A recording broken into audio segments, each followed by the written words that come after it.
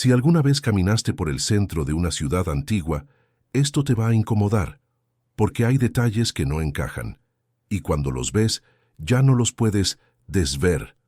Antes de empezar, suscríbete al canal ahora mismo. Aquí no repetimos lo que dicen los libros, aquí analizamos pruebas, y lo hacemos con calma.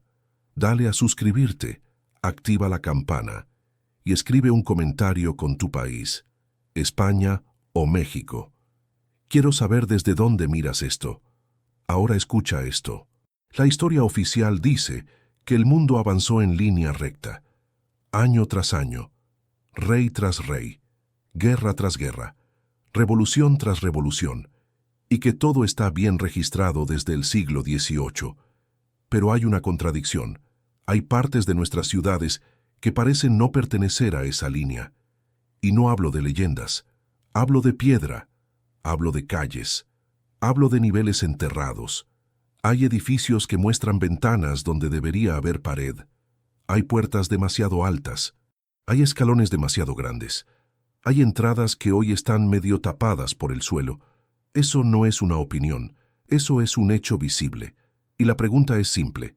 ¿Por qué eso no está en los libros de historia básica? Aquí entra el tema de este video. Los gigantes existieron hasta 1800. Esa es la hipótesis fuerte. Y luego ocurrió algo. Un reset, un reinicio del mundo social y un reinicio del mundo físico.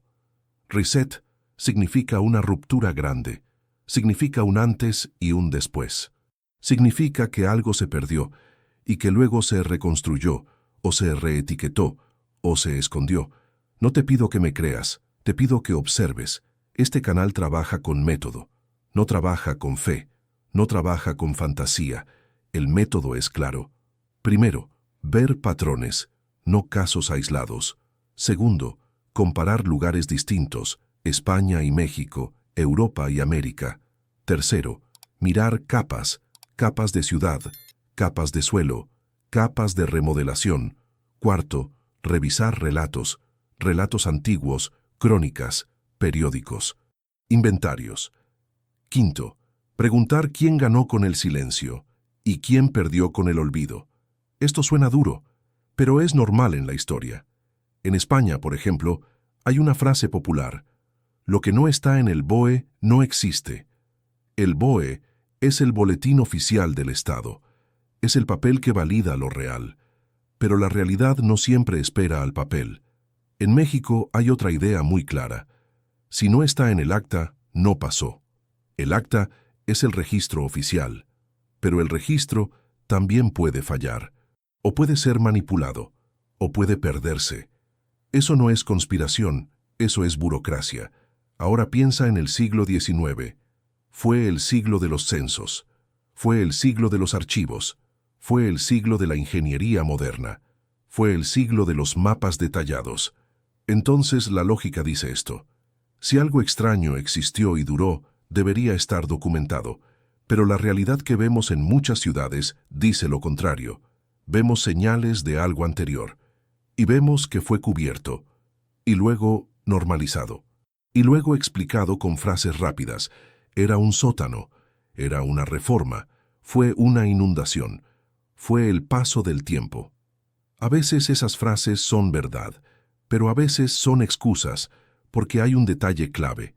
El mismo patrón aparece en muchos sitios. No es una casa rara, no es una calle rara, no es un barrio raro, es repetición. Y cuando hay repetición, hay sistema. En este canal hablamos mucho de Tartaria, porque Tartaria no es solo un nombre de mapa viejo. Es una etiqueta histórica que desaparece. Es un hueco. Es una forma de decir había algo grande, y hoy no se enseña igual. También hablamos de civilizaciones perdidas, pero no como películas. Hablamos de infraestructura, hablamos de planificación urbana, hablamos de edificios que parecen hechos para otra escala. Y aquí aparece el tema de los gigantes. Si existieron humanos mucho más altos, la escala cambia. Cambian las puertas, cambian los techos, cambian las escaleras, cambian las herramientas, cambian los muebles, cambia todo. Y si luego esa población desaparece, queda el escenario, quedan los edificios, quedan los restos. Pero hay otra pieza. El reset no sería solo biológico, también sería cultural. España y México tienen algo en común. Tienen capas de historia encima de historia. En España, muchas iglesias se levantaron sobre templos anteriores. Eso está aceptado, eso está documentado, eso se visita. En México, muchas ciudades coloniales se levantaron sobre ciudades indígenas. Eso también está documentado. Eso también se acepta. Entonces, la idea de capas no es extraña, es parte normal de la arqueología. La pregunta es otra. ¿Cuántas capas faltan en el relato oficial? Y aquí viene el punto sensible. Cuando la historia no sabe explicar algo, lo reduce, lo simplifica o lo ridiculiza. Esto también es normal. A los españoles les suena el concepto de leyenda negra. Es un marco. Es una forma de contar la historia para atacar a un imperio. No siempre es exacto, y aún así se repite. A los mexicanos les suena el concepto de historia de bronce. Es la versión patriótica, es la versión escolar. Sirve para unir, pero omite matices. Esto no es un ataque, es una observación. Los relatos oficiales tienen función y también tienen límites. Por eso este canal no te va a vender una verdad absoluta, te va a dar un mapa de señales. La primera señal es visual. Cuando veas una ciudad antigua, mira el suelo. Mira dónde empieza el edificio. Mira si hay ventanas cortadas por la acera. Mira si hay puertas tapiadas. Mira si el primer piso parece un segundo piso. Eso no prueba gigantes, pero abre una duda. La segunda señal es de escala. Mira el tamaño de las escaleras en edificios muy antiguos. Mira la altura de ciertas entradas. Mira pasillos y arcos. La tercera señal es de coherencia. Si algo fuera solo decoración, no se repetiría igual en tantos sitios. La decoración cambia por moda. Un patrón funcional se repite por necesidad. La cuarta señal es de silencio. Busca si se habla de excavaciones urbanas. Busca si se habla de rellenos masivos. Busca si se habla de nivelación de calles. Eso existe. Pero a veces se trata como un detalle menor. Y ahora te doy el marco general de esta serie. La hipótesis dice esto. Hasta cerca de 1800 hubo un mundo con otras escalas.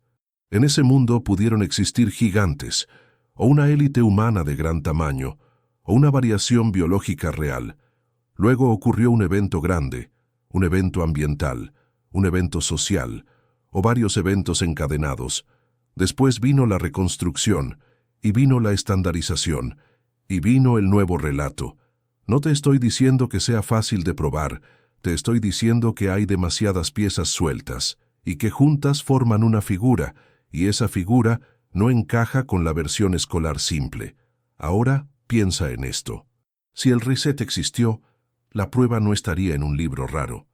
La prueba estaría en la calle, en el piso bajo tus pies, en el borde de una ventana enterrada, en la base de una columna que hoy parece demasiado grande, y en las historias que quedaron como mito. En México existe el relato de los Quinametzin. Son gigantes mencionados en tradiciones y crónicas. Aquí no lo tratamos como magia, lo tratamos como memoria cultural. A veces una cultura guarda un hecho en forma de relato. En España hay relatos antiguos de hombres enormes en crónicas y romances. No se usan como prueba final, se usan como indicador, como pista. Pista significa esto.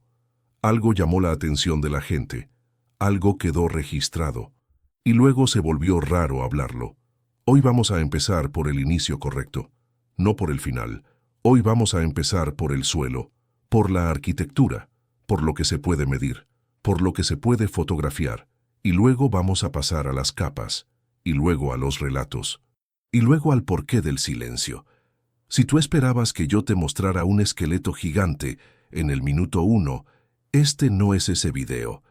Este es el video que te muestra el marco y te muestra el patrón, porque cuando entiendes el patrón, ya no dependes de una sola foto, y ya no dependes de un solo documento, dependes de tu ojo, y tu ojo no se puede censurar tan fácil. Hay ciudades donde el nivel actual parece un techo antiguo. Hay edificios donde el sótano tiene ventanas elegantes. Hay escaleras que se sienten mal para un cuerpo normal. Y si todo eso es coincidencia, entonces es la coincidencia más repetida del mundo. Eso es lo que vamos a tocar ahora, y cuando veas el primer ejemplo claro, vas a sentir algo simple. Vas a pensar, esto estaba aquí todo el tiempo. Hay una forma rápida de saber si una ciudad oculta algo.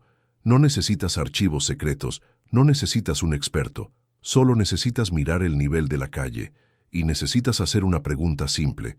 ¿Por qué el suelo está tan alto? En muchas ciudades antiguas pasa lo mismo. Las plantas bajas parecen sótanos, las ventanas aparecen cortadas, las puertas quedan medio enterradas, y las escaleras bajan a lugares que parecen demasiado nobles para ser un simple almacén. Esto se puede ver en zonas históricas, se puede ver en Europa y se puede ver en América. En España lo ves en cascos antiguos, lo ves cerca de iglesias viejas, lo ves en edificios de piedra con siglos encima. En México lo ves en centros coloniales, lo ves en calles donde el empedrado moderno parece más alto que la base original. No estoy diciendo que sea una prueba final, estoy diciendo que es un patrón, y un patrón merece atención. Aquí aparece el fenómeno clave, los niveles rebaixados. Eso significa que el piso real de un edificio está más abajo de la calle actual, y eso no ocurre en un solo punto, ocurre en barrios enteros, a veces en zonas completas del centro. Y cuando eso pasa, hay dos explicaciones posibles. Una explicación es normal. La ciudad sube el nivel por obras, rellena para evitar inundaciones, repara calles, crea nuevas capas con el tiempo. Eso existe. Y es real. Pero hay otra explicación que se menciona poco. La posibilidad de un relleno masivo, un cambio rápido, un evento que dejó sedimentos, barro, tierra, escombros, y luego vino el nivelado, luego vino el pavimento, luego vino la normalización. Este tema se conoce en Internet con un nombre, mud flood. En español mucha gente lo llama inundación de barro. Yo no te pido que aceptes ese nombre, yo te pido que entiendas la idea. La idea es simple. La ciudad pudo haber sido tapada parcialmente, y después pudo haber sido rescatada por arriba. Eso cambia todo, porque una cosa es una reforma lenta, y otra cosa es un relleno rápido. ¿Cómo se nota la diferencia? Se nota por las ventanas. Una ventana de sótano suele ser pequeña, suele ser alta y estrecha, suele estar pensada para ventilar, pero en muchos lugares ves otra cosa. Ves ventanas grandes, ves marcos decorados, ves simetría, ves detalles que parecen de fachada principal, y eso crea la contradicción. ¿Por qué alguien construiría un sótano con estética de planta noble? La respuesta típica es esta. El edificio cambió de uso. Puede ser, pero no siempre explica la cantidad de casos. Otra respuesta típica es esta. La calle subió con el tiempo. También puede ser. Pero entonces la pregunta cambia. ¿Cuánto subió? ¿En cuántos años? ¿En cuántas obras? ¿Y por qué se repite con tanta fuerza en distintos países? Aquí entra el mapa del enigma. No es un mapa de fantasía, es un mapa de observación. Primero ubicas zonas antiguas, luego comparas niveles, luego buscas señales repetidas. En España esto se puede ver en ciudades con historia larga, ciudades donde hubo reformas urbanas grandes. En el siglo XIX y XX se hicieron muchas. Eso es documentable. Pero el tema es que a veces la documentación es superficial. Dice se niveló, dice se elevó la rasante. La rasante es el nivel de la calle. Eso suena técnico, eso suena normal. Pero detrás de esa palabra puede haber cambios enormes. En México ocurre algo parecido. Hay ciudades donde el centro se ha levantado muchas veces, por drenaje, por hundimiento, por inundaciones, y aquí debo ser directo. México tiene un factor extra, el hundimiento del suelo. Eso es real. Eso está medido. Eso afecta el nivel de calles y edificios, entonces no vamos a ignorar esa realidad. Pero aquí viene otra contradicción. El hundimiento explica bajadas. No explica siempre rellenos parecidos en zonas amplias. y tampoco explica por sí solo ventanas elegantes enterradas de forma similar en distintos lugares. Por eso el método importa. No se trata de una sola ciudad. Se trata de comparar. La comparación elimina excusas rápidas. Si el mismo patrón aparece donde no hay hundimiento, entonces el patrón no depende solo de hundimiento. Si el mismo patrón aparece en sitios con climas distintos, entonces no depende solo de una lluvia fuerte. Si aparece cerca de edificios de distintas funciones, entonces no depende solo de un sótano especial. Y ahora vamos a un punto práctico: las calles elevadas. Esto significa que la calle actual está construida sobre una calle anterior. A veces se nota por escaleras que bajan a una puerta antigua. A veces se nota por un arco que quedó cortado por el pavimento moderno. A veces se nota por una barandilla añadida, barandilla moderna, para proteger de una caída que antes no existía. Eso es interesante, porque sugiere que el nivel original era distinto, y sugiere que el cambio fue grande. En España existe un ejemplo cultural que ayuda a entender esto: las obras eternas. La gente lo dice con humor: en mi barrio siempre hay obras. Eso es real, pero también es una pista. Las ciudades se rehacen, y cuando se rehacen se tapa, y cuando se tapa se olvida. En México existe un comentario parecido: levantan la calle y ya no queda igual. La gente lo vive cada temporada de obras, y en algunos lugares se nota el incremento de capas: capa de asfalto, capa de concreto, capa de relleno. Eso se acumula. La pregunta es la escala del fenómeno. Una cosa es subir 20 centímetros en décadas. Otra cosa es encontrar metros. Y sí, hay casos donde parece haber metros. Ahora volvemos al barro. ¿Por qué barro? Porque el barro es un material que rellena rápido. Se mete en huecos, se compacta, seca, y después se convierte en una capa dura. Si un evento de barro cubre plantas bajas, las ventanas quedan enterradas. Las puertas quedan enterradas. Los sótanos se vuelven inaccesibles. Y después, cuando la vida sigue, la gente construye arriba. No por maldad, por necesidad. Porque nadie va a excavar una ciudad completa sin razón. Si el evento fue grande, la prioridad sería sobrevivir, no conservar la arquitectura. Aquí no estamos afirmando que eso pasó. Estamos abriendo una hipótesis, y la hipótesis se prueba con señales. Señal 1. Ventanas enterradas con marco trabajado. Señal 2. Puertas antiguas tapiadas en la base. Señal 3.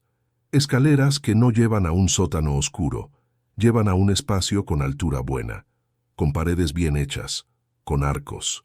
Señal 4. Edificios alineados en la misma calle con el mismo corte de nivel.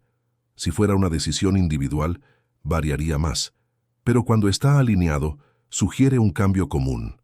Y ahora entra el subnicho principal de este canal: Tartaria y civilizaciones perdidas. Este tema conecta por una razón clara.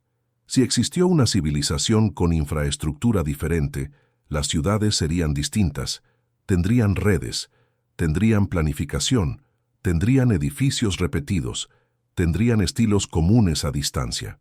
Eso es lo que mucha gente ve. Y por eso el tema ciudades enterradas se vuelve central, porque una civilización que cae deja restos, y a veces esos restos quedan debajo del nuevo nivel. Hay una frase útil para esta parte. Es una idea simple. Lo que está arriba es lo que se cuenta. Lo que está abajo es lo que se sospecha.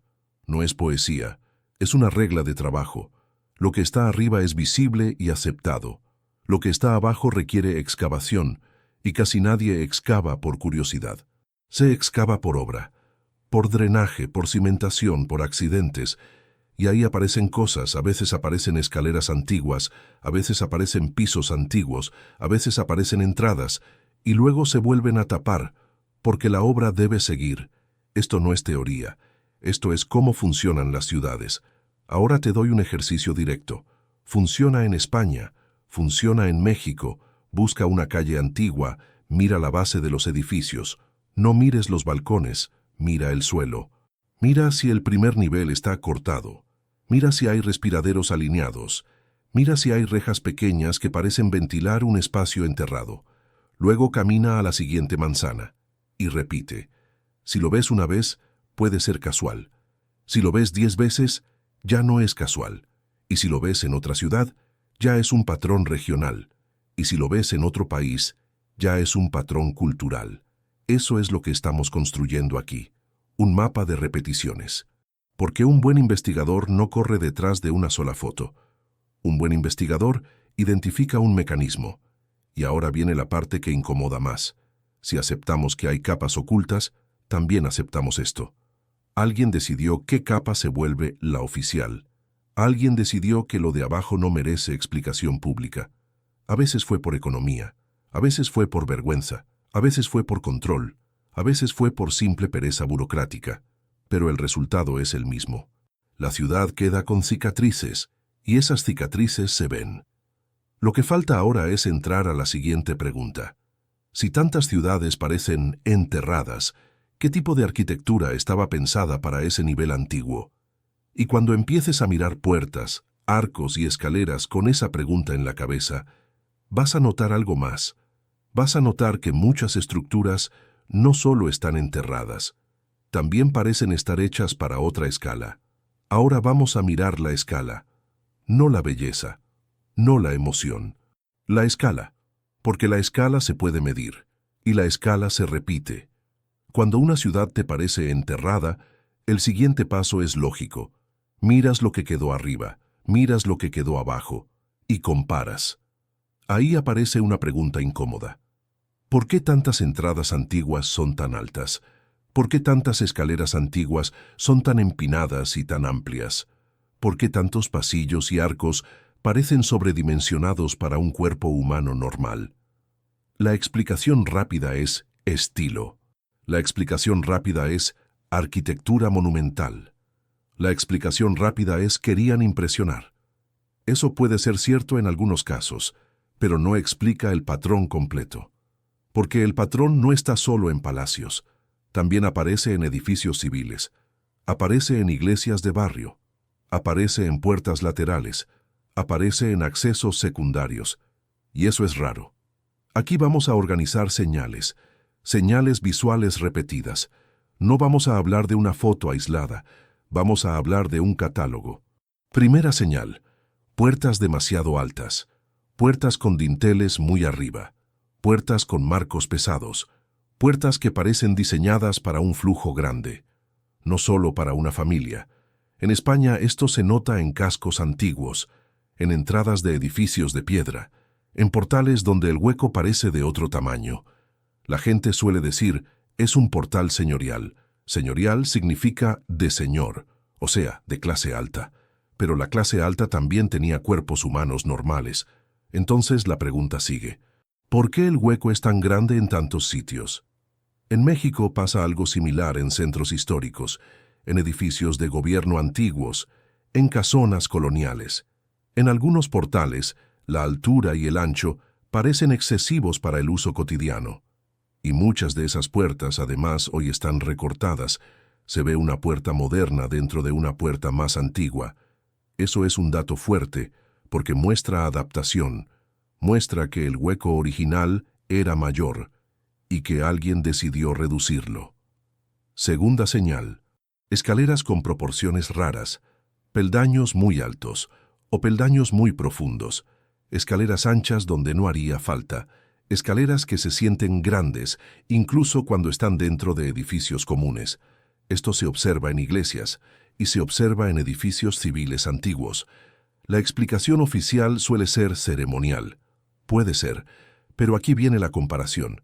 Si fuera solo ceremonial, sería más raro, sería más exclusivo. No sería tan repetido en tantas ciudades. Tercera señal. Arcos muy altos en calles antiguas. Arcos que conectan patios. Arcos en pasajes. Arcos en entradas laterales. En España hay arcos por todas partes en arquitectura histórica. Eso es verdad. Eso es parte del estilo. Pero el tema aquí no es que haya arcos. El tema es el tamaño relativo del arco. A veces el arco parece pensado para algo más que peatones. A veces parece pensado para grandes volúmenes, para cargas grandes, o para figuras más altas. En México también se ven arcos coloniales repetidos. En plazas, en portales, en corredores. Muchos se explican por clima y sombra. Eso es correcto. Pero otra vez, la pregunta no es ¿por qué arcos? La pregunta es ¿por qué esta escala? Cuarta señal. Ventanas grandes en niveles bajos. Esto conecta con la parte anterior. Si ves ventanas grandes en una planta que hoy es sótano, tienes una pista doble, pista de enterramiento y pista de diseño original, porque si la planta baja original era visible, las ventanas tenían sentido. Pero si hoy están enterradas, algo cambió.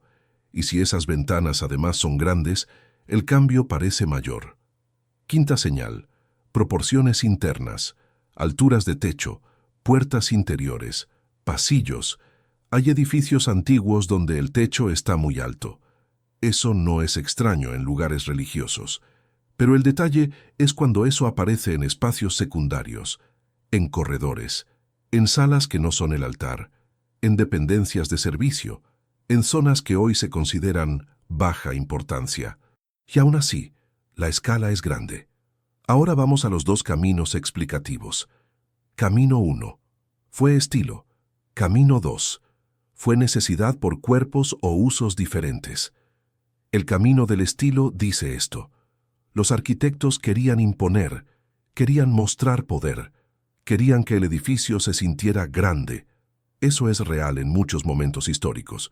En España lo ves en catedrales y monasterios. En México lo ves en templos coloniales y edificios administrativos. La Iglesia y el Estado usaron arquitectura para enviar mensajes. Eso es historia básica. Pero ese argumento tiene un límite. El límite es la repetición fuera del lujo. Si el patrón aparece en lugares modestos, el mensaje de poder ya no explica todo, porque el barrio no construye para impresionar al imperio. El barrio construye para funcionar. El segundo camino dice esto. Las proporciones responden a un estándar físico diferente. Eso puede ser por varias razones. Una razón sería cuerpos más grandes. Otra razón sería tecnología o logística distinta. Otra razón sería un tipo de transporte o carga diferente. Aquí entra el subnicho de razas y criaturas perdidas. Pero lo vamos a tratar con cuidado. No vamos a decir había monstruos. No vamos a decir había magia. Vamos a decir esto. Si la arquitectura sugiere otra escala, hay que preguntar quién usaba esa escala. Y aquí la hipótesis del video entra con fuerza. Gigantes hasta 1800. No como cuento, como posibilidad biológica y cultural. Y luego el reset. Un reset que cambia el estándar y obliga a adaptar. Esa adaptación se ve en puertas recortadas, se ve en ventanas enterradas, se ve en escalones añadidos, se ve en muros levantados. Eso es lo que buscamos, señales de adaptación, no solo señales de grandeza. Ahora vamos a poner ejemplos culturales directos. En España existe la tradición de fiestas de gigantes y cabezudos. Son figuras grandes que desfilan, se ven en muchas ciudades. La gente las conoce desde niño. No prueba nada por sí sola, pero muestra que la idea de gigantes está normalizada en la cultura popular, y cuando una idea se repite por siglos, a veces nace de un recuerdo antiguo. No lo afirmo, lo marco como dato cultural. En México existe un relato conocido sobre gigantes en tradiciones y crónicas. Se menciona en algunos textos coloniales y en narrativas indígenas recopiladas. El nombre Quinametzin aparece en discusiones históricas y populares. Tampoco prueba nada por sí solo, pero otra vez es un indicador cultural. La cultura guarda cosas de forma indirecta, y si a eso le sumas arquitectura fuera de escala, la combinación se vuelve interesante. Ahora vamos a ser muy concretos con el método. No basta decir parece grande. Hay que comparar con el cuerpo humano estándar, y hay que comparar con normas. Una puerta cómoda para un humano suele tener medidas que permiten pasar sin levantar brazos. Una escalera cómoda tiene una relación clara entre altura y profundidad de peldaño. Cuando el peldaño es raro, el cuerpo lo siente. No por poesía, por biomecánica. Tu rodilla lo nota, tu cadera lo nota, tu ritmo lo nota. Y eso es útil, porque no depende de ideología, depende del cuerpo. Entonces, cuando visites un centro histórico, haz esto. Mira la puerta original, no la puerta moderna. Busca el contorno antiguo. Busca marcas de recorte. Busca un marco dentro del marco. Luego mira las escaleras. Cuenta el número de escalones. Mira la altura de cada peldaño. No necesitas instrumento perfecto, solo consistencia. Luego mira los arcos. Mira si el arco coincide con el tamaño del paso, o si lo supera por mucho. Después mira ventanas. Mira si hay ventanas con diseño elegante en zonas bajas. Si eso está repetido, anótalo mentalmente. Y ahora viene un punto que muchos olvidan. España y México tienen reformas urbanas distintas. España tuvo grandes cambios por modernización y ensanches. Ensanche significa expansión urbana planificada. Barcelona es el ejemplo típico. Madrid también. Eso cambió niveles y calles. México tuvo cambios fuertes por drenaje, hundimiento y obras masivas. Ciudad de México es un caso claro. Eso también cambia niveles. Por eso este canal no se basa en un solo país. Se basa en comparación. Porque si el patrón existe en ambos contextos, la explicación local no alcanza. Y aquí viene la contradicción más fuerte de esta parte. Si todo es estilo, ¿por qué tantas puertas antiguas fueron reducidas? Si todo era ceremonial, ¿por qué tantas ventanas elegantes quedaron enterradas? Si todo era simple evolución de calles, ¿por qué el corte se ve tan limpio en edificios enteros? No siempre es un corte caótico. A veces parece un nuevo nivel decidido. Eso sugiere intervención. Y cuando hay intervención, hay decisión. Y cuando hay decisión, hay motivo. La idea de gigantes no se prueba solo con puertas altas. Se prueba con un conjunto de señales. Señales de enterramiento, señales de escala, señales de adaptación y señales de silencio. La parte más peligrosa para la historia oficial es la adaptación. Porque la adaptación implica un antes, implica que algo no era así, implica que algo cambió. Y cuando aceptas que algo cambió, tienes que preguntar qué lo causó. Ahora ya tenemos 3 piezas sobre la mesa. Ciudades con niveles raros, edificios con escala rara, adaptaciones visibles. Falta la pieza que conecta todo con fuerza. Los objetos, las herramientas, los muebles, las evidencias que no son fachada. Evidencias que, si fueron reales, tenían uso cotidiano. Y cuando un objeto cotidiano está fuera de escala, la pregunta se vuelve más directa. ¿Quién lo usaba?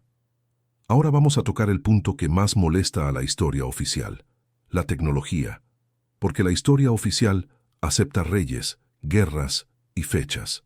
Pero se pone nerviosa cuando hablas de capacidades técnicas. Se pone nerviosa cuando dices que ciertas obras parecen demasiado precisas. Se pone nerviosa cuando aparece la palabra Tartaria. Y se pone aún más nerviosa si sugieres que hubo infraestructura avanzada antes del siglo XIX. Aquí vamos con calma. No vamos a decir que todo era electricidad gratis. No vamos a decir que había ciencia ficción. Vamos a decir algo simple. Hay construcciones antiguas que muestran calidad industrial. Que hay detalles que parecen hechos con herramientas que no encajan con el relato común. Eso es el inicio del problema. Primero, materiales. En muchas obras antiguas ves piedra dura trabajada con limpieza, ves superficies planas, ves aristas que se mantienen, ves bloques que encajan con poco espacio. Eso no es un milagro, eso es técnica. La pregunta es ¿cuál técnica? ¿Y qué nivel de organización la sostenía? Porque una cosa es hacer una pieza perfecta. Otra cosa es repetir ese nivel en cientos de piezas y hacerlo en muchos sitios.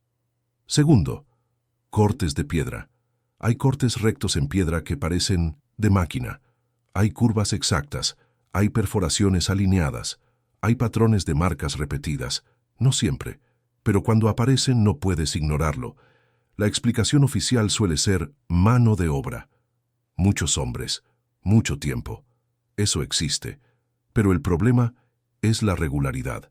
La regularidad Se consigue con plantillas, con medición, con procesos. Eso ya es una forma de tecnología, aunque no sea eléctrica. Tercero, simetría. La simetría no es solo estética, la simetría es control, es planificación, es un estándar. En edificios antiguos ves simetrías que se mantienen incluso en partes ocultas, no solo en la fachada, también en patios internos, también en sótanos, también en cimientos. Eso significa que el diseño fue completo, y eso significa que hubo ingeniería. Cuarto, ingeniería de cargas. Hay arcos y bóvedas que trabajan de forma eficiente. Hay cúpulas que distribuyen peso de manera estable. Hay torres que aguantan siglos. La historia oficial dice que eso se aprendió con tiempo. Correcto. Pero aquí viene la contradicción. En algunos lugares el nivel de ejecución parece demasiado uniforme, como si existiera una escuela técnica extendida, como si existiera una red. Y cuando hablamos de red, entramos en Tartaria.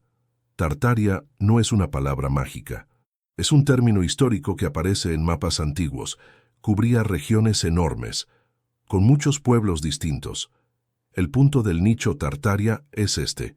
Si existió una civilización o sistema más integrado de lo que se enseña, entonces habría rasgos comunes, rasgos arquitectónicos repetidos, cúpulas similares, torres con funciones parecidas, plazas con diseños equivalentes, y eso es lo que mucha gente observa. En España, por ejemplo, ves torres y cúpulas en distintas épocas, ves campanarios, ves cúpulas de azulejo, ves remates metálicos, ves puntas y esferas. Eso suele explicarse por tradición religiosa y estilo regional. Eso es parte de la verdad. Pero aquí preguntamos otra cosa. ¿Cuántos de esos elementos son solo símbolos? ¿Y cuántos pudieron tener función técnica? En México ves cúpulas y torres coloniales por todas partes. Ves iglesias con remates metálicos. Ves cúpulas con geometría precisa. Ves simetrías marcadas. La explicación oficial vuelve a ser estilo y religión. Y sí, la religión explica el porqué cultural, pero no siempre explica el cómo técnico, porque hay obras que parecen hechas con una eficiencia extra, y cuando eso se repite, surge la sospecha. Ahora entra un concepto importante de este canal: infraestructura invisible. Esto significa sistemas que sostienen una civilización pero no se ven a simple vista. Ejemplos básicos: canales bajo tierra, drenajes antiguos, cámaras de servicio, túneles, cimientos con cámaras, redes de ventilación, redes de distribución. Eso existe en muchas ciudades, nadie lo niega. Pero aquí viene la pregunta del nicho. ¿Y si parte de esa infraestructura era más avanzada de lo que se acepta? No en magia, en organización, en estandarización, en ingeniería. Ahora piensa en algo práctico. Si una civilización quiere durar, necesita tres cosas: agua, calor, movilidad, y necesita comunicación. Eso se resuelve con redes. Redes visibles y redes ocultas. La historia oficial te enseña carreteras y acueductos. Bien, pero cuando aparecen diseños urbanos que parecen repetirse, la sospecha crece, porque el diseño repetido sugiere manuales, sugiere normas, sugiere una administración central o una cultura técnica compartida.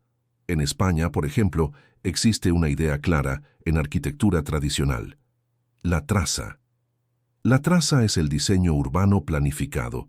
En muchas ciudades coloniales también se habla de la traza: plaza central, calles en cuadrícula, edificios clave en puntos estratégicos. Eso no es casual. Eso es un sistema. Y si ya aceptamos que hubo sistemas urbanos, la pregunta se abre: ¿hasta dónde llegaba ese sistema? ¿Era solo administrativo o también tecnológico? Aquí entra el elemento que más se menciona en teoría tartaria: cúpulas y torres como nodos. ¿Nodos de qué? Esa es la parte que muchos exageran, y por eso hay que ser literal. Una torre puede ser muchas cosas.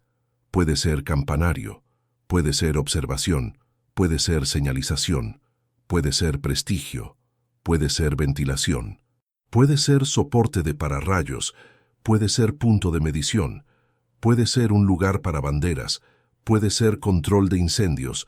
No necesitamos elegir una sola función. Podría haber varias. Lo importante es que una torre es un elemento de red, porque la torre se ve, y lo que se ve se usa para orientar. Eso es tecnología básica de navegación urbana. En México, por ejemplo, muchos viajeros antiguos usaban torres de iglesias como referencia. Eso es real. Eso es funcional. En España pasa igual. Entonces ya hay una función técnica aceptada: referencia y orientación. Ahora la pregunta del nicho es otra. ¿Hubo funciones adicionales? Y aquí aparece la palabra energía. No la voy a vender como certeza, pero sí como hipótesis, porque hay registros históricos de experimentos eléctricos en el siglo XVIII y XIX. Hay pararrayos, hay galvanismo, hay telégrafo. Eso es historia. Entonces no es imposible que ciertos edificios fueran adaptados para captar y distribuir algo. Puede ser electricidad, puede ser comunicación, puede ser medición atmosférica. No afirmo, comparo, y aquí viene la parte que no combina con la narrativa simple. La narrativa simple dice que la tecnología avanzada empezó con fábricas modernas, y que antes todo era artesanal y lento. Pero cuando miras algunas obras ves otra cosa. Ves repetición industrial en un mundo supuestamente artesanal. Ves uniformidad en piedra. Ves diseños estandarizados. Ves simetrías exactas. Y eso sugiere procesos. Y procesos sugieren tecnología, aunque sea tecnología de medición y plantillas, aunque sea tecnología de organización. Ahora ponemos el concepto reset encima. Si hubo un reset cerca de 1800, habría dos efectos. Primero, se perdería parte del conocimiento. Segundo, se reetiquetaría el conocimiento que sobrevivió. Se diría, esto fue hecho así por X. Se diría, esto era decorativo. Se diría, esto era solo religioso. Y se cerraría el tema. Porque un reset necesita estabilidad. Un reset necesita una historia simple para reconstruir la sociedad. Y aquí hay una referencia cultural directa que el público entiende. En España se habla mucho de reformas después de crisis. Se cambia todo, se reorganiza, se crean nuevos ministerios, se crean nuevas normas, y la gente aprende a vivir con eso. En México pasa parecido con cambios de época. Cambian gobiernos, cambian planes, cambian libros, cambian nombres de calles. El relato se ajusta, no siempre por maldad, a veces por orden. Y eso es lo que esta hipótesis propone a gran escala. No una conspiración de película, un reajuste global. Ahora vamos a una señal visible de infraestructura invisible: los remates metálicos, las puntas, las esferas, las cruces con elementos conductores, los pararrayos. En muchas iglesias y edificios antiguos hay metal arriba. Eso se suele explicar por símbolo y protección. Bien, pero también puede tener función técnica, porque el metal conduce, porque el metal atrae descargas, porque el metal se usa para tierra física. Eso ya es ciencia básica. Entonces, cuando vemos un patrón repetido de metal y diseño en altura, es legítimo preguntar: ¿solo símbolo o símbolo más función? Otra señal: los sótanos con cámaras, cámaras ventiladas, cámaras conectadas. A veces hay túneles, a veces hay canalizaciones. Eso es infraestructura. Y si esa infraestructura se repite en edificios distintos, ya no es capricho, ya es estándar. Otra señal: la precisión de alineación. Edificios alineados con calles y plazas de forma exacta. Eso exige medición, exige instrumentos, exige conocimiento. Esto ya es tecnología. Ahora vamos a juntar todo en una frase literal. Este capítulo no dice, ellos tenían láser. Este capítulo dice, ellos tenían más sistema de lo que nos cuentan. Y si tenían más sistema, entonces hay un vacío. Un vacío que Tartaria llena como concepto, no como país único, sino como etiqueta de un mundo más integrado. Y ahora viene la pregunta que conecta con Gigantes. Si hubo una civilización más integrada, pudo sostener variaciones humanas distintas, Pudo sostener élites distintas. Pudo sostener cuerpos grandes. Pudo sostener trabajadores especiales. No afirmo, pero el escenario lo permite. Y si luego vino un reset, ese escenario se rompe, y lo que queda son edificios que parecen demasiado grandes y demasiado precisos, y quedan restos de redes que ya no entendemos, y entonces llega la explicación cómoda. Era solo estilo, y la gente sigue su vida. Pero tú ya viste las señales. Ahora falta el siguiente paso. Si la arquitectura sugiere escala y la ingeniería sugiere sistema, necesitamos el tipo de evidencia que más duele. Objetos, objetos de uso, herramientas, muebles, cosas que no se construyen para impresionar, cosas que se construyen para funcionar. Y cuando esas cosas están fuera de escala, la pregunta ya no se puede evitar. Cuando la gente escucha gigantes, piensa en huesos, piensa en cráneos, piensa en esqueletos, pero esa no es la primera evidencia útil. La evidencia más útil es más simple. Objetos, porque un objeto tiene función, y la función tiene medidas. Un objeto se diseña para una mano, para un brazo, para una altura, para un peso. Y cuando un objeto está fuera de escala, algo no cuadra. Aquí entramos en una zona clave, la zona donde la historia oficial usa una palabra para cerrar el tema. Ceremonial, ritual, decorativo. Esas palabras existen por una razón. A veces son verdad. Hay objetos hechos para ritual. Hay objetos hechos para exhibición. Hay objetos hechos para representar poder. Pero aquí está el problema. Cuando ceremonial se vuelve la explicación para demasiadas cosas, deja de explicar. Se vuelve una etiqueta, y una etiqueta no es una prueba. Este capítulo va a ser literal. Vamos a separar piezas aisladas de conjuntos. Una pieza aislada puede ser rara, puede ser única, puede ser un error, puede ser una exageración. Un conjunto recurrente es otra cosa. Un conjunto recurrente sugiere uso, sugiere estándar, sugiere población. Primero, herramientas. Las herramientas son el mejor test de escala, porque una herramienta no se hace solo por belleza, se hace para trabajar.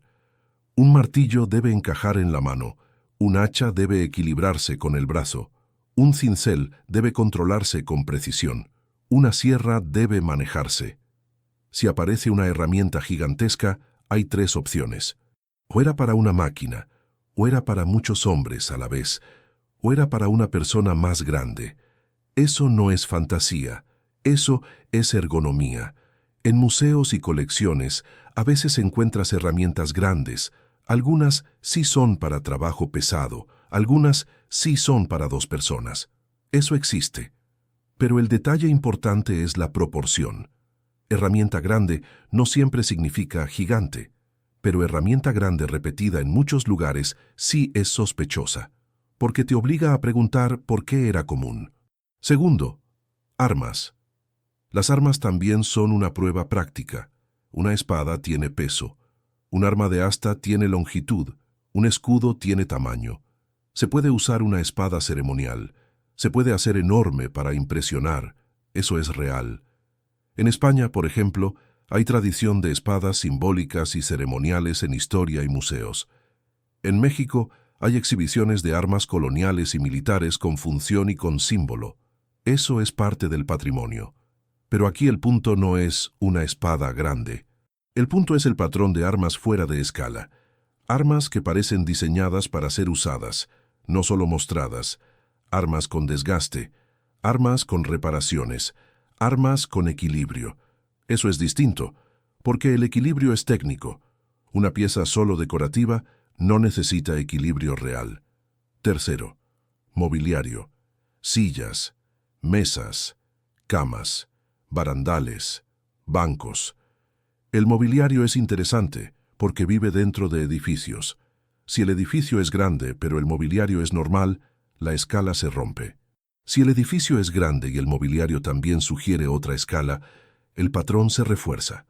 Ahora cuidado, mucho mobiliario antiguo fue modificado, mucho se restauró, mucho se perdió.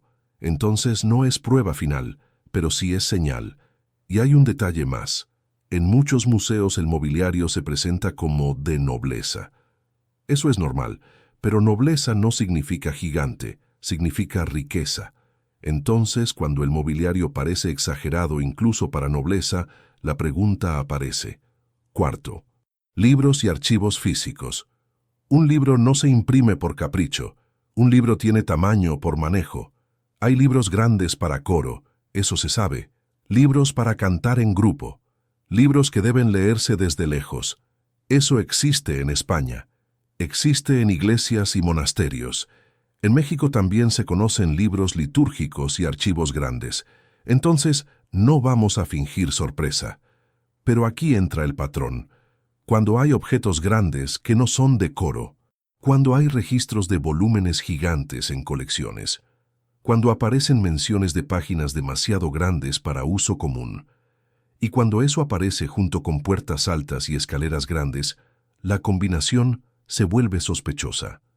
Quinto, escaleras portátiles, herramientas de obra, carros, poleas, cadenas, equipos de carga. Esto es importante porque conecta con ingeniería. Si existió una red técnica avanzada, también existirían estándares de carga, y esos estándares se reflejan en objetos. Ahora viene la parte más delicada. ¿Cómo los museos rotulan? Los museos tienen una función buena: conservar, catalogar, explicar, pero también tienen límites.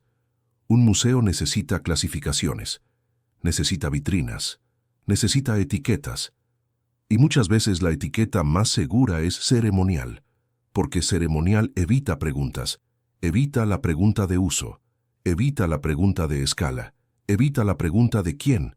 Y aquí no estoy acusando a todos los museos, estoy describiendo una mecánica institucional. La mecánica es esta: si algo no encaja, se reencuadra.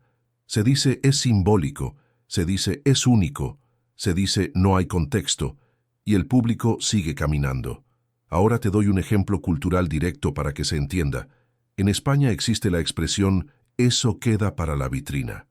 Significa que algo no se toca, que algo es para verse. En México existe una idea parecida. Eso es de museo. Significa que está muerto como uso, que solo se contempla. En ambos casos, la vitrina separa el objeto de su función, y cuando separas función, puedes evitar preguntas. Entonces, nosotros vamos a hacer lo contrario. Vamos a devolverle la pregunta de función. ¿Para qué sirve? ¿Quién lo usa? ¿Con qué cuerpo? ¿Con qué entorno? Ahora hacemos la distinción clave. Pieza aislada, conjunto recurrente. Una pieza aislada puede ser propaganda, puede ser teatro, puede ser un regalo de un rey, puede ser un símbolo, pero un conjunto recurrente significa producción, significa talleres, significa demanda, significa repetición, y repetición significa cultura. Entonces, en la investigación de gigantes, el foco no es una espada enorme, el foco es muchas piezas con la misma lógica de escala, y aquí entra el concepto de conjunto. Un conjunto puede ser algo así: varias puertas altas en una ciudad, varias escaleras grandes en esa ciudad, ventanas enterradas en esa ciudad, y luego objetos grandes en esa misma región. No tienen que estar en el mismo edificio, tienen que aparecer en el mismo mapa cultural. Eso es más fuerte, porque sugiere coherencia. Ahora conectamos con el reset. Si hubo un reset cerca de 1800, ¿qué pasa con los objetos? Pasa algo simple. Los objetos se vuelven incómodos. Los objetos fuerzan preguntas. Entonces la solución es reetiquetar, o esconder, o romper el contexto. Por eso en muchas historias aparece el mismo patrón. Se encontró algo raro. Se reportó. Luego desapareció. Eso aparece en relatos de prensa antigua. En España y México existe un recurso común en la prensa histórica: el hallazgo curioso. Pequeñas notas, pequeñas menciones, a veces exageradas, a veces reales. Pero el hecho es que existía el hábito de reportar hallazgos, y eso se puede buscar. No necesitas creer, necesitas hemeroteca. Hemeroteca significa archivo de periódicos. En España hay hemerotecas digitales. En México también hay archivos y colecciones. Eso es parte del método. Buscar patrones en notas viejas. Buscar repetición de temas. Buscar huesos grandes. Buscar armas enormes. Buscar herramientas extrañas. Y ver si el lenguaje cambia con el tiempo, porque el lenguaje también muestra control. Cuando un tema empieza a ser ridiculizado, suele desaparecer. Ahora un punto importante para evitar errores. No todo lo grande es gigante. Esto es crucial. Una herramienta grande puede ser para 2 personas. Una pieza grande puede ser para caballos. Una escalera grande puede ser para procesiones. Una puerta grande puede ser para carros. Eso existe. Entonces el método es comparar el conjunto. Si el edificio tiene puertas grandes pero también tiene puertas normales, puede ser funcional. Si todo en el edificio está en otra escala, ya es distinto. Si el barrio completo tiene señales de otra escala, ya es distinto. Y si en el mapa aparecen objetos que acompañan esa escala, el caso se fortalece. Ahora la pregunta final de este capítulo es simple. Si hubo objetos fuera de escala, ¿por qué no los vemos hoy en masa? Y aquí entramos en el mecanismo de desaparición. Objetos se funden. Objetos se reciclan. Objetos se venden. Objetos se roban. Objetos se pierden. Y los objetos incómodos se reetiquetan. Eso pasa en cualquier época. Eso no necesita villanos, necesita incentivos. Metal vale dinero, piedra vale dinero, madera vale dinero. Y si la sociedad cambia, el pasado se desmonta. España conoce bien eso con guerras y reformas. México también con cambios de gobierno y conflictos. Muchas cosas se pierden en transiciones. Entonces el vacío de objetos no destruye la hipótesis, pero sí obliga a ser más inteligente. Obliga a buscar no solo en museos, también en catálogos viejos, en inventarios, en fotos antiguas, en registros de subastas, en notas de prensa, en diarios. Y aquí viene el giro que te deja inquieto.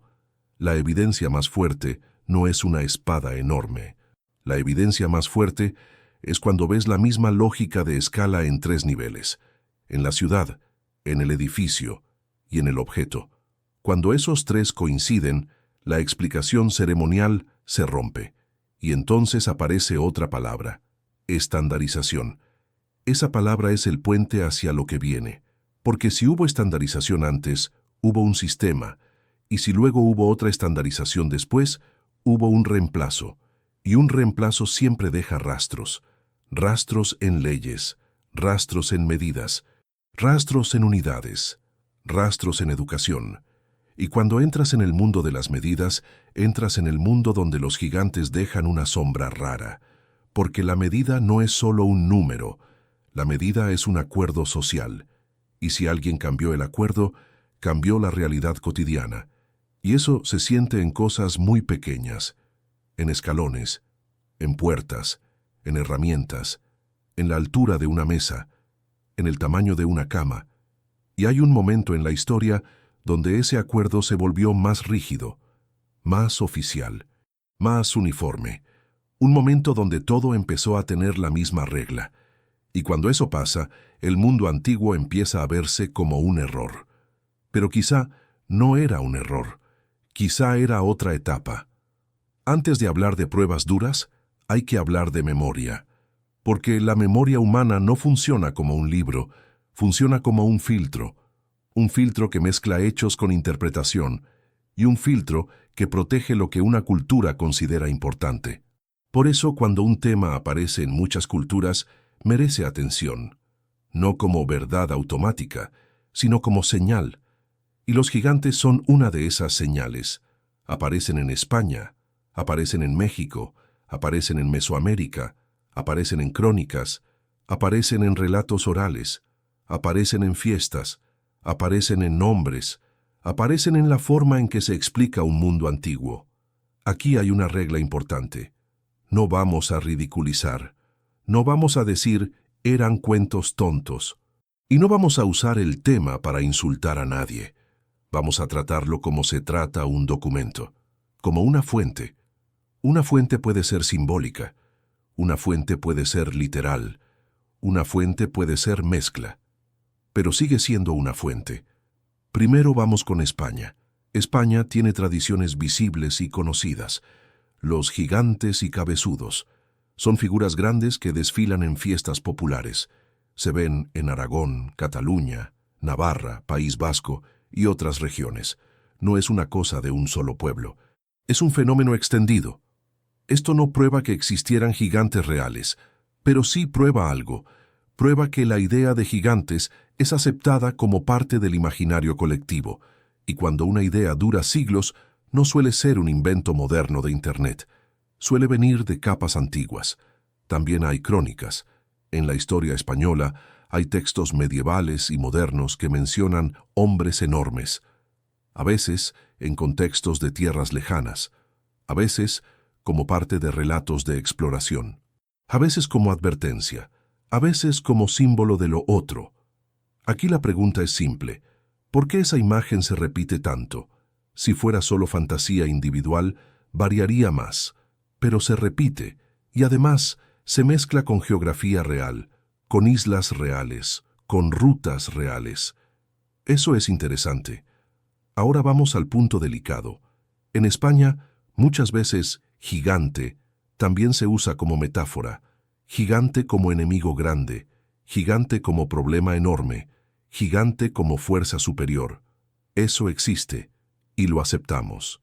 Pero aquí viene la clave. Que sea metáfora no elimina la posibilidad de que exista memoria de algo real detrás. Un término puede nacer literal y luego volverse figurado. Eso pasa con muchas palabras. Entonces el trabajo serio es distinguir cuando el texto suena simbólico. Y cuando el texto suena descriptivo, eso requiere comparación y requiere contexto. Ahora vamos con México y Mesoamérica. Aquí el tema de los gigantes aparece de forma fuerte. Aparece en relatos y tradiciones que fueron registradas después de la conquista, y también aparece en interpretaciones modernas. Un nombre que se repite mucho es Quinametzin. Mucha gente lo menciona como gigantes de tiempos antiguos. Aquí hay que ser muy precisos. Hay fuentes coloniales que registran relatos indígenas. Esos registros no son perfectos, porque el registro colonial filtró cosas, porque hubo traducción, porque hubo imposición cultural, porque hubo pérdida. Eso es un hecho histórico. Entonces, cuando hablamos de relatos indígenas, hay que hacerlo con respeto. Y hay que aceptar una realidad. Los pueblos originarios tenían su propia forma de explicar el tiempo, tenían su propia forma de explicar eras, tenían su propia forma de explicar catástrofes, y muchas veces usaban ciclos, eras, edades, no la línea recta europea. Eso importa, porque cuando un relato habla de gente anterior, no siempre lo presenta como mito infantil, lo presenta como una etapa del mundo, una etapa que terminó. Y ese final puede estar asociado a destrucción, a cambio ambiental, a gran crisis. Eso conecta con el concepto de reset, otra vez. No como certeza, como coherencia, porque el reset es una idea de ruptura. Y muchos relatos mesoamericanos hablan de rupturas, hablan de cambios de era, hablan de destrucciones, hablan de reconstrucción. Eso está en el marco cultural. Ahora, cuidado con un error común. La gente de Internet mezcla todo. Mezcla relatos distintos. Mezcla culturas distintas. Y crea un collage. Eso no es investigación. Eso es entretenimiento. Aquí no vamos a hacer eso. Aquí vamos a usar el tema cultural como lo que es. Una pista. Una pista para buscar señales físicas. Porque un relato sin soporte físico se queda en relato. Pero un relato que coincide con señales físicas repetidas se vuelve más fuerte. Y hoy ya tenemos señales físicas, ciudades con niveles enterrados, arquitectura fuera de escala, adaptaciones visibles, objetos que a veces parecen fuera de escala. Ahora añadimos la memoria cultural, y lo que buscamos es coincidencia, no un cuento bonito. Coincidencia. Ahora volvemos a una pregunta que la gente suele hacer. ¿Por qué tantas culturas hablan de gigantes? Hay dos respuestas principales. Una respuesta es simbólica. Gigantes como forma de hablar del poder. Gigantes como forma de hablar del pasado. Gigantes como forma de hablar de los antepasados. Otra respuesta es de contacto. Gigantes como memoria de grupos humanos diferentes, más altos, más fuertes, con rasgos distintos, o incluso como memoria exagerada de personas reales. Esto también es posible, porque el ser humano exagera, pero no inventa desde cero todo el tiempo. Muchas veces exagera sobre una base real, y eso es suficiente para merecer revisión. Ahora te doy un ejemplo cultural directo y claro. En México existe el lenguaje popular de «era un gigante». A veces se dice de un hombre muy alto. Eso es normal. En España también se usa así. Se dice un tío enorme. Se dice un gigante. El lenguaje convierte lo excepcional en categoría. Eso nos muestra cómo se puede formar un relato. Pero también nos muestra otra cosa, que la altura impacta la memoria. Lo raro se recuerda. Entonces, si en algún momento hubo grupos humanos más altos, incluso si no eran gigantes de fantasía, la memoria cultural podría crecer y transformarse. Ahora vamos a un punto serio: los relatos coloniales. Muchos relatos de gigantes en México se mencionan en textos que pasan por manos de cronistas españoles, o cronistas mestizos, o compilaciones posteriores. Eso significa que hay capas: capa indígena, capa colonial, capa editorial, capa política, capa religiosa. Eso afecta el contenido. Entonces, cuando alguien usa un texto colonial como prueba absoluta, está haciendo trampa. Pero cuando alguien lo descarta como mentira total, también está haciendo trampa. La posición seria es intermedia: usar el texto como indicio y buscar si ese indicio coincide con geografía, con ruinas, con arquitectura, con patrones de construcción, con hallazgos. Eso sí es trabajo. Ahora conectamos con razas y criaturas perdidas sin caer en circo. Los gigantes no tienen que ser monstruos. Pueden ser humanos con variación extrema. Pueden ser una población distinta. Pueden ser una élite. Pueden ser una casta. Y en una sociedad antigua, una casta diferente puede quedar registrada como otra raza. Eso es común en relatos antiguos, a veces por miedo, a veces por admiración, a veces por distancia cultural. No hace falta inventar lo sobrenatural. Solo hace falta entender cómo una cultura describe lo raro. Ahora vamos a la parte de Tartaria y civilizaciones perdidas. ¿Por qué esto encaja aquí? Porque Tartaria, en el nicho, representa un mundo que fue recortado del mapa mental moderno. Un mundo grande. Un mundo complejo. Un mundo con redes. Si ese mundo existió, también habría diversidad humana, diversidad biológica, diversidad cultural. Y relatos de gente grande encajan como parte de esa diversidad, no como prueba final, como coherencia dentro del marco. Ahora te doy un punto que conecta a España y México de forma directa. Ambos tienen una historia de construcción sobre construcción. En España se construyó sobre lo romano, lo visigodo, lo islámico, lo cristiano. En México se construyó sobre lo mesoamericano, lo colonial, lo republicano, lo moderno. En ambos casos hay capas, y en ambos casos hay pérdida de memoria de capas. Entonces, si el tema gigantes existió como memoria de una capa anterior, no sería raro que hoy aparezca fragmentado. En fiestas, en cuentos, en crónicas parciales, en notas curiosas, en nombres. Y aquí viene la parte importante: una memoria fragmentada no es inútil. Una memoria fragmentada es típica después de una ruptura.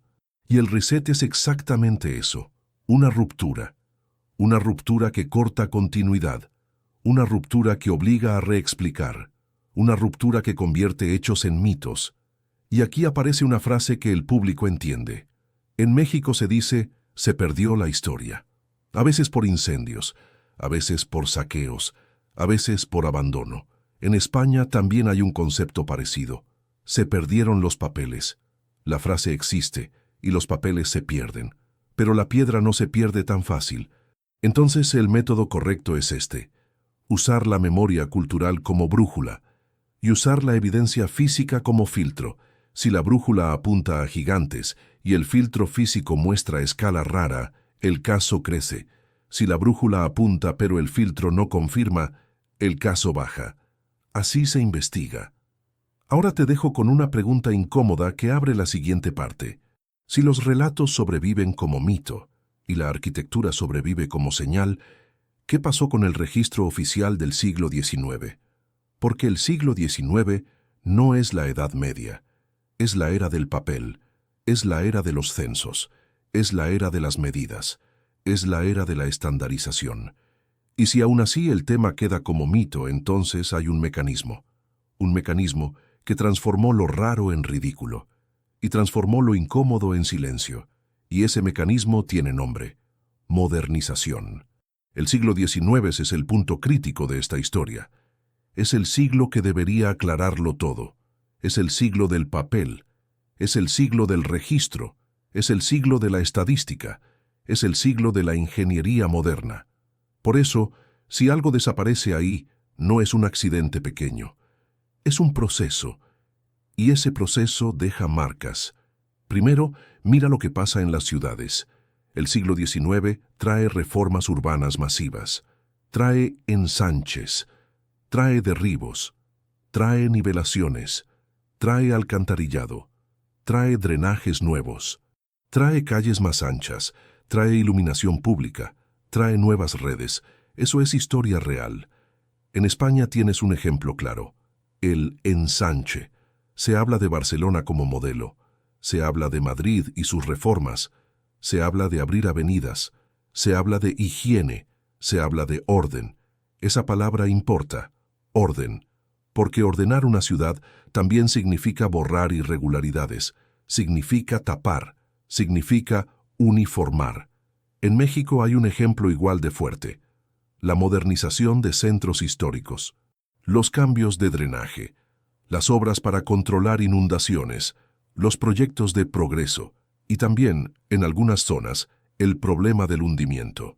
Eso obliga a rehacer niveles, obliga a levantar calles, obliga a levantar banquetas, y con cada obra una capa desaparece de la vista. No desaparece del todo, pero deja de formar parte de la historia cotidiana. Se vuelve subsuelo. Ahora piensa en el efecto humano. Si una ciudad eleva su calle, la gente se acostumbra. La gente nace con ese nivel. La gente muere con ese nivel. Y a la siguiente generación le dicen lo más simple: siempre fue así. Eso pasa, no por maldad, por falta de memoria. Pero cuando ese fenómeno se repite en muchas ciudades, aparece la sospecha. La sospecha de que la modernización pudo servir como máscara. Máscara de capas antiguas. Máscara de estructuras que ya no convenían. Máscara de cosas que no encajaban con el nuevo estándar. Aquí entra la palabra clave: padronización. En español, estandarización. Eso significa lo siguiente: una medida única, una norma única, un manual único, un tipo de puerta, un tipo de ventana, un tipo de escalón, un tipo de calle, un tipo de registro. Y en el siglo XIX esto explota. Un ejemplo directo: las unidades de medida. En Europa se extienden sistemas uniformes. En muchos lugares se intenta dejar atrás medidas locales. Eso suena técnico, pero tiene un efecto cultural enorme, porque la medida es una forma de ver el mundo. Si cambias la medida, cambias lo que parece normal, cambias lo que parece bien hecho, cambias lo que parece antiguo y raro. En España, muchas tradiciones de medidas locales fueron reemplazadas por sistemas oficiales. Eso está documentado en la vida cotidiana y en comercio. En México, las medidas también se uniforman con el tiempo. El Estado necesita controlar comercio, necesita controlar impuestos, necesita controlar obras, y para eso necesita reglas. Ahora mira el efecto en la arquitectura. Si tú tienes edificios de una escala y luego impones otra escala como normal, pasa algo. Lo antiguo se vuelve incómodo, lo antiguo se vuelve anómalo. Y cuando algo se vuelve anómalo, se explica con etiquetas. Se dice era ceremonial, se dice era exageración, se dice eran supersticiones, se dice, eran cuentos, se dice, eso no era para uso real. Y así se cierra el tema. Eso es lo que en muchos casos convierte una señal física en lenda.